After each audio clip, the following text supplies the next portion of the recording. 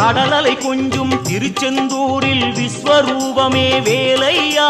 பழமுதி சோலை அறுவடை வீடும் புண்ணிய தரிசனம் முருகையா திருநீர் அணிந்து வரும் போது நெஞ்சில் நிம்மதி பிறக்குது கந்தையா சுகனே சிவனார் மகனே உன்னை பாட பாட சுகமாகுதையா வேல் முருகா அரோகரா அரோகரா வேல் முருகா